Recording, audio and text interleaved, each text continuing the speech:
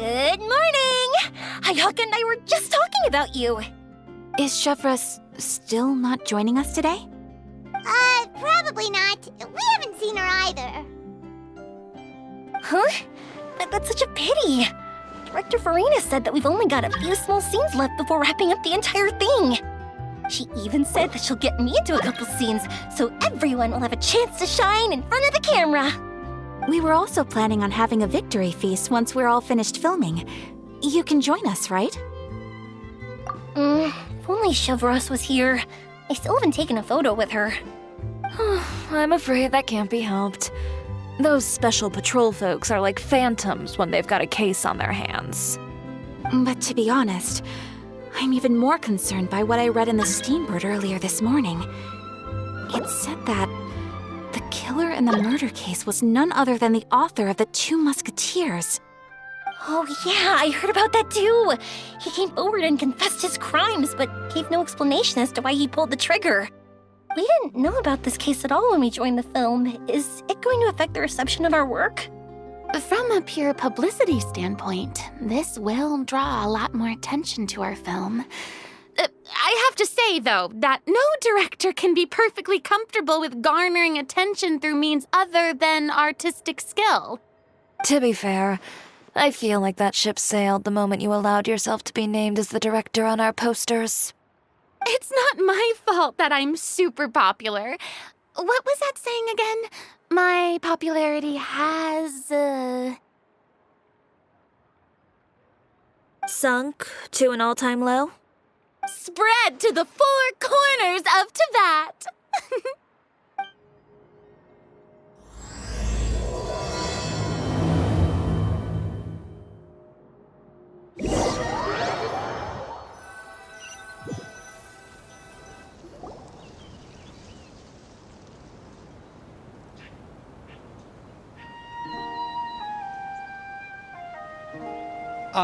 Excuse me, everyone.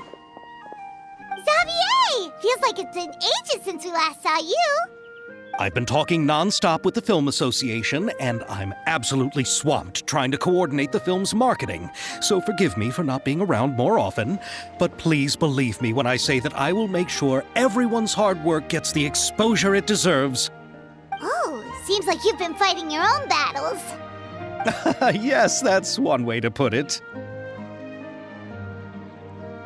Oh, and before we begin the final round of filming, please allow me to finally introduce you to the original investor of our film, Mr. Morris.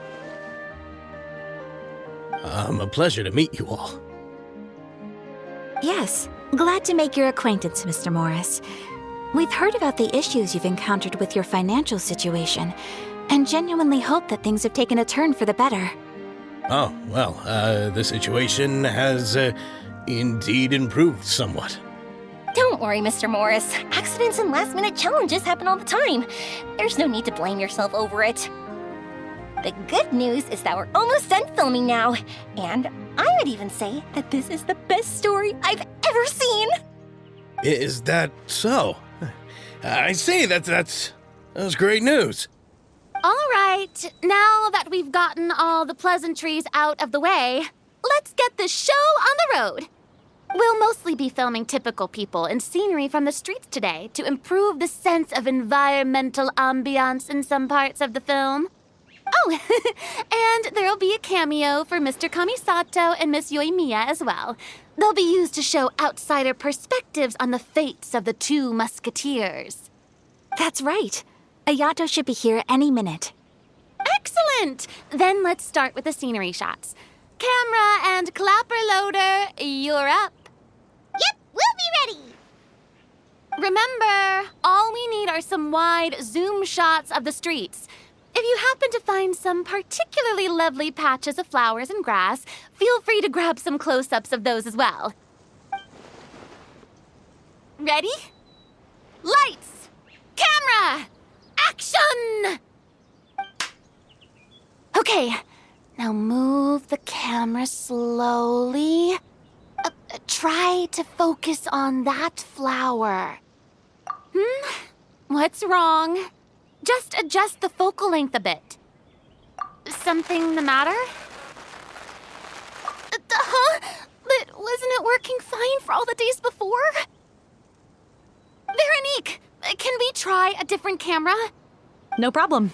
How about this one? All right, let's give it another try. Lights, camera, action!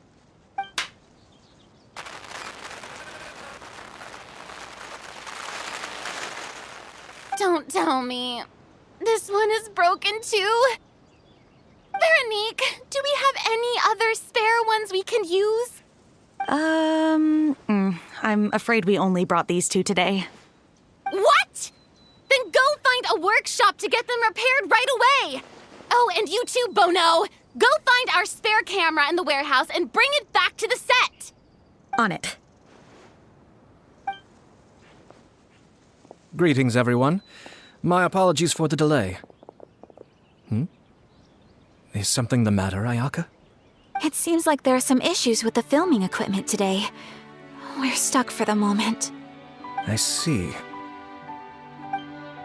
Well, let's not just stand here twiddling our thumbs. Actors, to the makeup booth. We'll start on the next scene as soon as we get a working camera.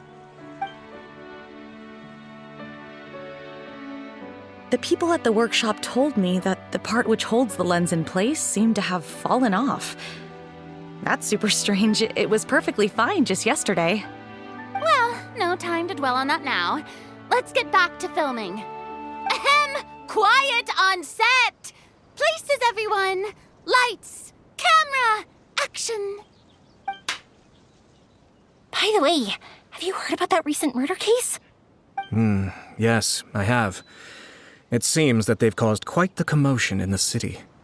I heard that the chief of the guards is so mad about not catching the culprit that he's about to explode. Oh? I find that quite hard to imagine, considering how he already looks most days. Director, we have a problem. Oh, we're in the middle of a take! Couldn't you wait until we wrapped up this scene? No, Director, our film, all the finalized film that we've been keeping in the case has disappeared. Oh, wait, what did you say? Mr. Bono, please take me to where the film was kept right away. I'm coming too. No, Yoimiya, you have to stay here. Oh. Okay, listen up. Everyone who's not working on this current scene can go with Bono to look for the film. Everyone else, stay put and wrap up the scene. Unbelievable. How could all these problems happen in just one day? We're back. How did it go? Did you find the film? We found it in the sewers. Huh? In the sewers? Is the film still okay? We discovered it just in time, so we should still be able to salvage it. The others are checking now to see if we lost any specific scenes. You scared me for a moment there. I nearly thought we had lost everything. I really don't want to experience that feeling of despair again. Okay, but who could have stolen the film and dumped it there? Could it be, some competitors working on other films? But if they wanted to harass us, why wait until the last day? Okay, we don't have time to really look into it right now. Let's strike while the iron is still hot and wrap this thing up once and for all. Yeah, let's finish it.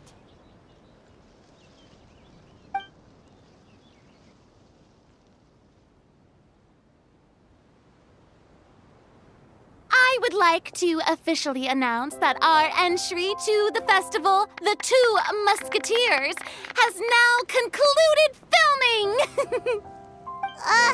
Paimon is spent. It's so late already. Even though the filming process proved to be extremely challenging, everyone provided valuable and unique contributions to the final product. Thank you all for your dedication and support. And just like Director Farina, I would also like to extend my most heartfelt thanks to all of you. Really, you've all helped me so much. All right. Let's save the awards speech for later and hopefully also get some rehearsals in before the real thing. Anyway, now it's time to party! Let's all make our way to the beach and have a celebration feast so loud and fun that even the blubber beast will want in. Party, party! Paimon wants to party!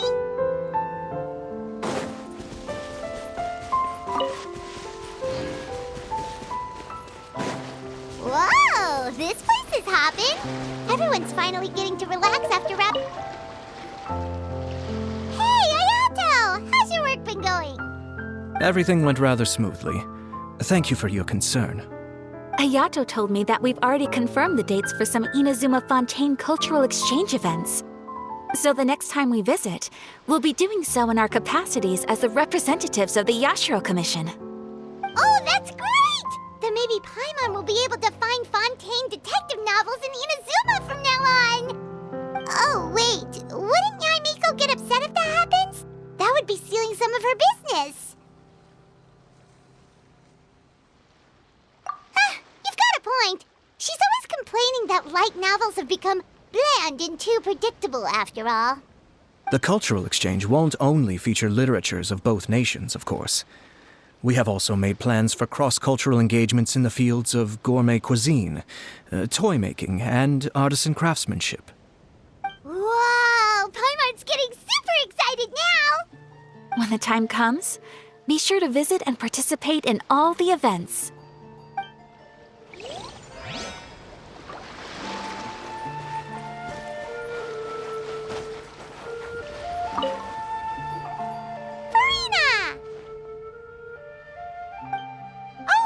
My darling clapper loader and camera operator, you've both worked really hard. Paimon thinks you worked even harder than us. Honestly, Paimon was getting a little tired of playing with the clapperboard by the end of it. Worst of all, Paimon started having dreams of you shouting, "Lights, camera, action!" into Paimon's ears. The actual dream can't even start until you've yelled that. Hey! If anything, shouldn't I be more grand and delightful in your dreams? We've been through so much together, and that's how your brain remembers me? That's not Paimon's fault. We've just used the clapperboard too much lately. Anyway, what's most important is that we've wrapped the film. I'm pretty confident that we'll take first prize. Hey, no need to mention the official name. Wait, now that you mention it, if we did win the prize, would Farina just get a statue of herself? Come on, I don't need that kind of attention. Xavier can accept the reward on our behalf. But just imagine! Farina accepting the Farina Award and holding a Farina statue. I'm going back to my dessert now. You all can keep discussing that on your own.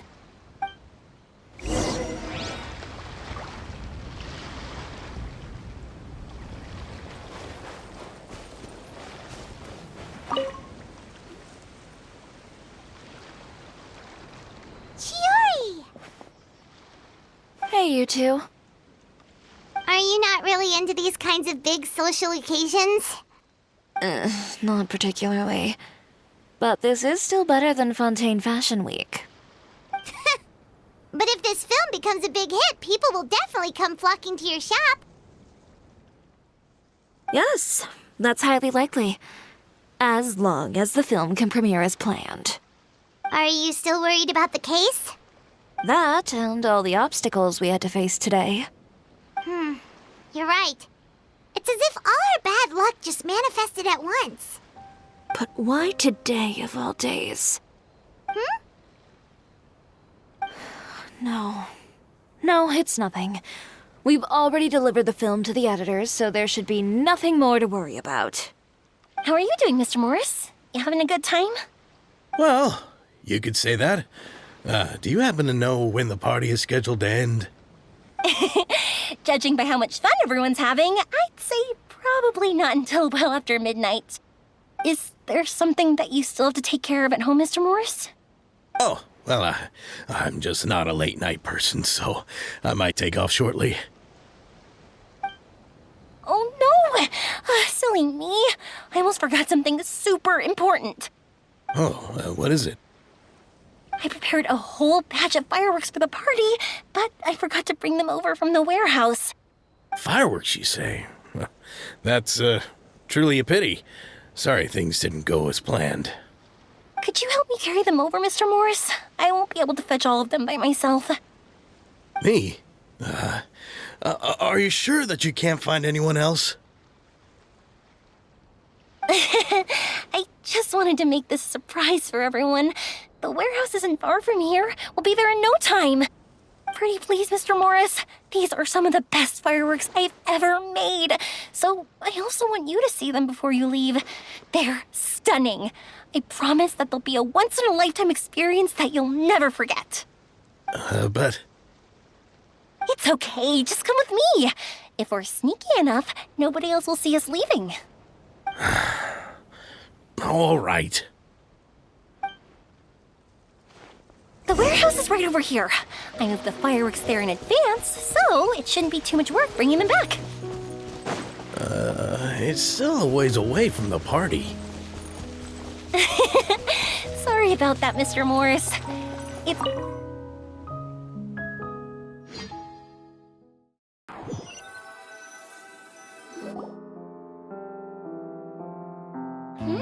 It's dark in here. Wait here, Mr. Morris. I think the light switch should be somewhere over here. Why did I have to get roped into this? What was that?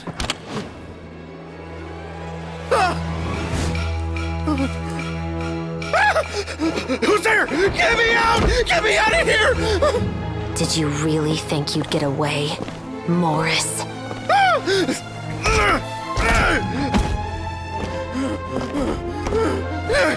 You've got the wrong guy! It wasn't me! I'm not the killer! You know, Eliza died a far more heroic death than this. She fought your assassin to the end, to save the children she had hidden beneath the floorboards.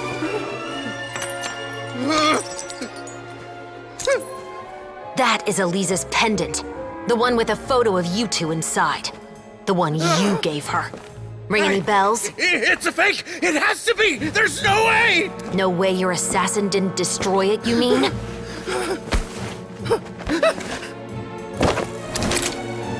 Did you ever love her, Morris? Or was killing her always the plan? No, please. Listen to me. I told Eliza to keep us a secret. I paid her plenty for her silence. I never thought she'd keep the child. Everything was gonna come out, and I had no choice. She'd force my hand. No! I'm begging you. I have money. Just name your price, please. You can keep your Mora, and you can go to hell.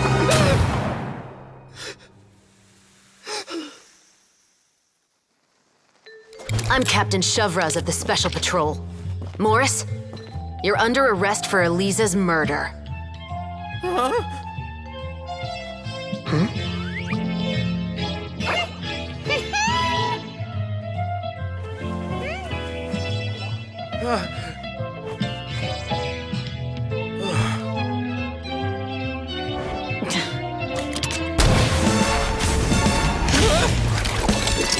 You're under arrest too, prop manager Veronique. Or perhaps I should call you the Second Musketeer.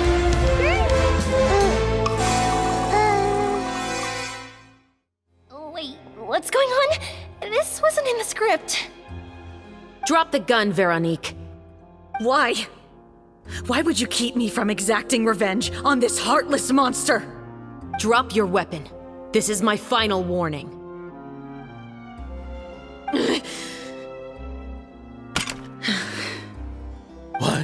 What is going on? Do I have to spell it out for you, Morris? Everything that took place just now was staged to get you to confess the truth. But this last part is all improv, of course.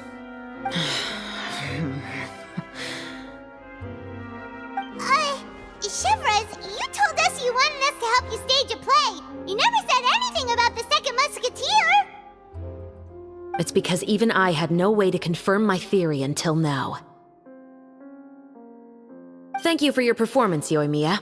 Could I trouble you to go and bring in the other Special Patrol members? They should be on standby just outside. Oh, and please tell the other cast members not to worry about us. We'll be rejoining them shortly. On it!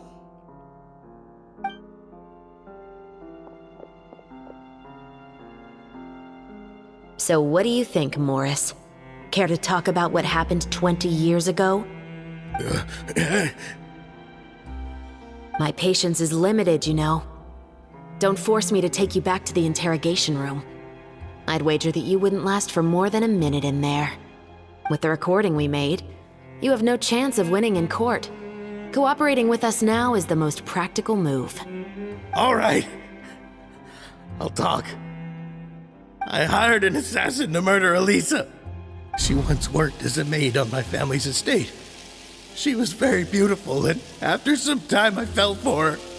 We kept our relationship a secret and carried out an affair for some time, but it wasn't long before she became pregnant. And if my parents ever found out, they would have stripped me of my inheritance and status, driven me out of my home. I also didn't expect Elisa to insist on bringing the pregnancy to term. She even asked me to leave my family and travel far, far away with her. She believed that you were truly in love with her. I didn't have a choice. I gave her a large sum of mora, told her to leave the family and to get rid of the baby. But then years later, she sent me a letter. There were photos of 2 children, and she even asked if I could find some time to visit them.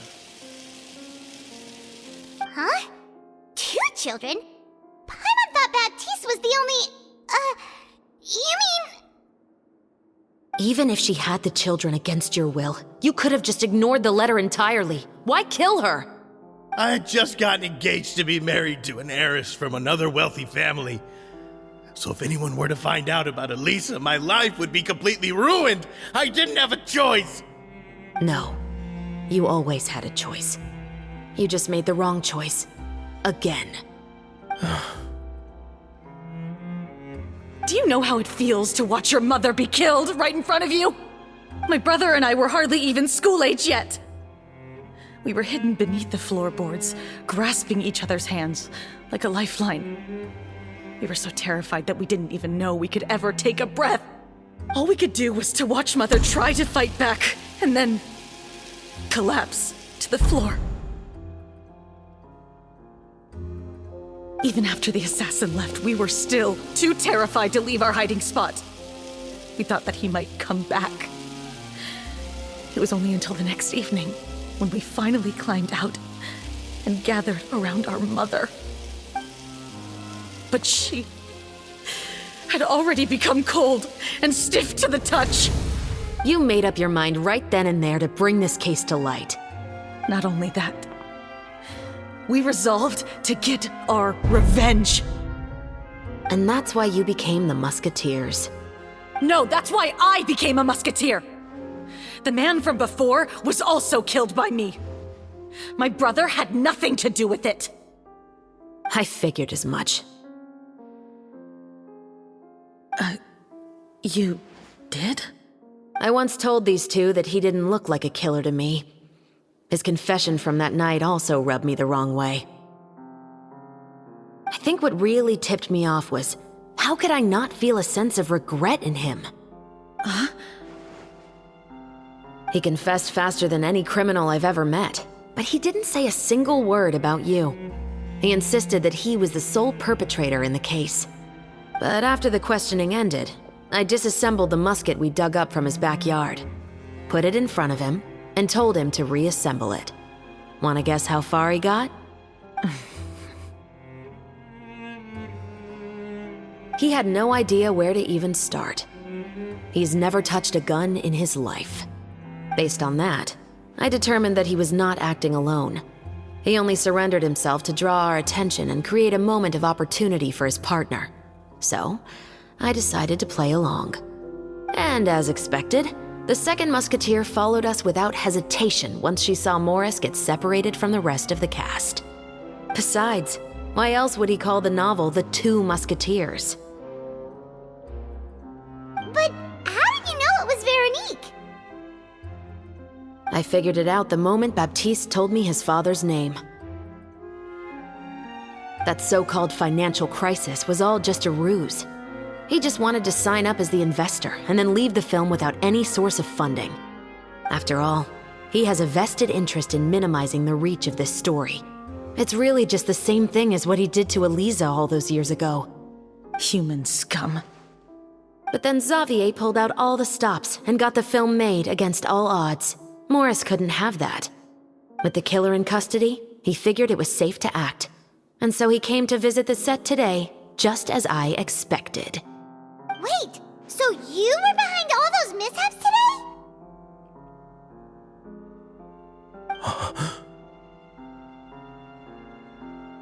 As for the identity of the second musketeer, I assumed they'd probably stay close to Morris and look for an opening. And if they already knew that Morris was the film's investor, then that narrowed the list of potential suspects as well. Furthermore, being the props manager would allow the culprit to avoid scrutiny by purchasing mechanical parts in the name of the crew. With that hypothesis in mind, I went back to check Baptiste's orphanage adoption records. Guess whose name I saw on the same page, just a few lines from his. My brother. He trusted you. As in, he trusted me to perform the deed on his behalf? He trusted you to stand on the side of justice. I am. I thought you could do it as well. Oh, the look on your face when you told him to go to hell. I really thought you'd put a bullet in his brain. You know what he has done. Are you telling me that you'd rather see him spend the rest of his life living like a king in the fortress of Meripede? I will never be able to forget the feeling of my mother's cold, lifeless hands. And you would call this ending fair? Is this what you call justice? I won't lie, Veronique. I did hesitate when your brother first told me about the truth. I wondered. I agonized over whether I should really put a bullet in his head. So why don't you? Because that should never be how justice is carried out in this world. Perhaps, to you, justice is simply reciprocated, an eye for an eye and a life for a life. But everyone has their own understanding of justice. If everyone were to pursue their own definition of it, there would be no more order in this world. Today, you'll kill Morris, and tomorrow, his children may come for you. The world cannot render judgments based on a desire for revenge. That will only lead to a cycle of revenge, as well as the destruction of order and civilized society. Fontaine is founded on a set of laws and a standardized code of justice. That is why we are the nation of justice. But with all that said, I will promise you this. Morris will not lead a cushy life in the fortress of Meripede. Chevreuse, the rest of the Special Patrol is here. Thank you so much, Yoimiya. Letelier, Terena, please take them away.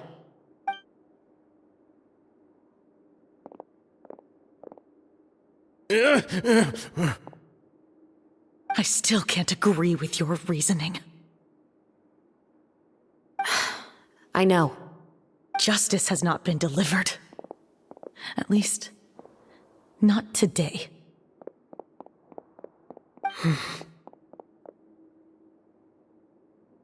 Chevreuse. Let's go. We should give an explanation to the crew. Thank you for your concern. I'm fine. I'm just thinking about the things in life that have driven people to take justice into their own hands.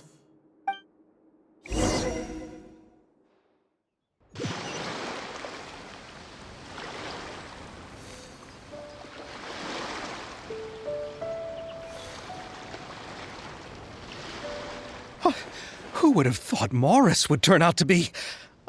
I'm at a loss of words. How could he have done something like this? I'm just glad that you're all safe and sound. Who knew that such a labyrinth of cases would be behind this story? Well, what should we do now? We have a finished film, of course, but should we still go ahead with the premiere? What do you mean? Shouldn't you be even more motivated to spread the word now that you've learned the truth? Chiori is right. I'd also like more people to see this story for themselves. But the real ending of the story seems to have deviated somewhat from the one in the script. Is that still acceptable to you, Miss Chevreuse? The call is yours. We still have time to reshoot an ending if that's what you'd like. No, it's fine as is. I like what we have for the catharsis. Romanticism is what gives works of art their appeal. Fiction is able to explore means of restitution that could never work in real life. Just like the real world, the world of stories also has its own set of rules and justice. These different possibilities are what initially drew me to reading in the first place. Sounds good to me. I support your decision. What about Veronique? Will she be okay? She will soon face her judgment alongside her brother and Morris. If I had to guess, they'll probably all be sent to the fortress of Meripede. I'll make sure to give Risley a heads up about it. Oh, you mean that kind of heads up? Exactly. Ahem. All right, then the matter's settled. Now that everything's been taken care of, there's no reason for us to keep looking all gloomy and grumpy. Let's get back to the feast and enjoy each other's company. We'll be starting the post-production process tomorrow. You should join us, Chevreuse. You missed the first few hours of the party, didn't you? All right. Count me in. Then I'll wait for you over there. There's still some good news that I'd like to share with Chevreuse. Traveler, Paimon, could you wait for me by the sea after the party ends? I'd like to go on a brief walk with the two of you. Thank you very much.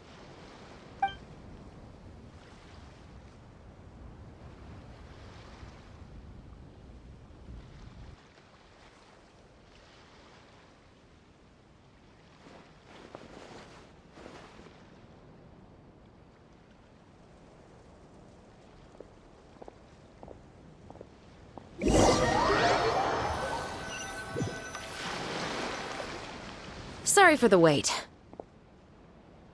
Oh, we weren't waiting long at all. Is there something else you wanted to tell us? No, I don't have anything new to share.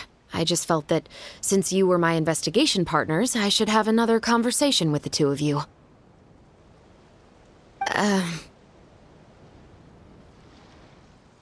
Traveler, how would you have responded to Baptiste's request if you were in my shoes? Is that so? Well, thanks for sharing. When I was young, my father often took me here to swim. We'd come rain or shine, even when it was freezing cold. He told me that swimming was the best activity to train one's strength of will. You could never give up before reaching the shore, especially when the water was cold. Oh? Why's that? Because the moment you give up would be the moment you die. At that point, I still hadn't received my vision. One winter, the chilly wind felt almost like knives on my skin, and the seawater was so frigid that it numbed my toes the moment I stepped in. I cried and begged my father to spare me from having to swim across, but he wouldn't listen. He used to be a member of the Special Patrol as well. You could say it was his way of educating his children. That sounds awful. When he saw that I wouldn't stop crying, he just picked me up and tossed me into the icy water. The bone-chilling cold took away my senses. I couldn't feel anything but fear and rage.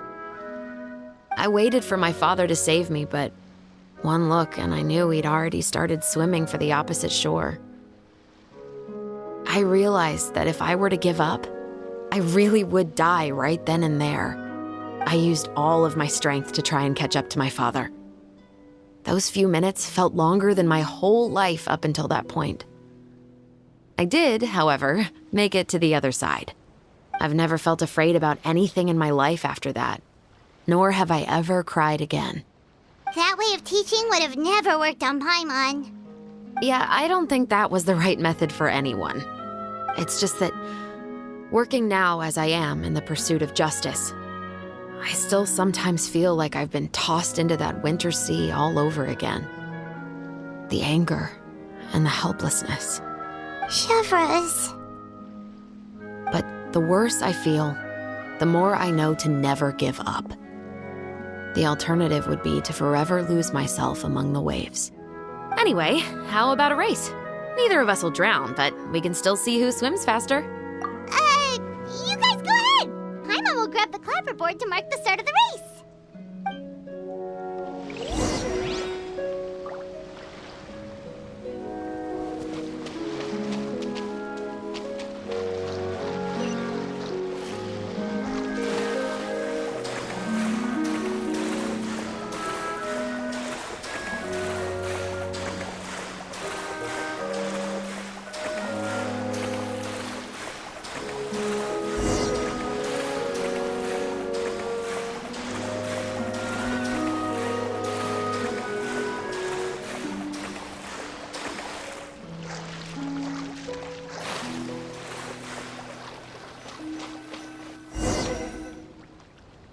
Oh, that felt good. You were so fast in the water, Chevreuse. You were swimming even faster than Paimon can fly. So, about the special patrol. Did you join because of your dad? Partly, but I'd say I was more inspired by the heroes I read about in stories growing up. Oh, so it's due to your love of stories. Of course, it was only after I joined the Special Patrol that I learned that truth is often stranger than fiction. Come on, let's walk a bit more.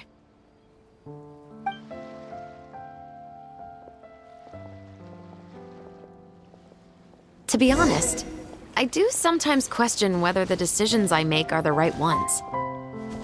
But I know that no matter what, I must keep swimming. Because the only thing I've got my eyes on is the shore in the distance.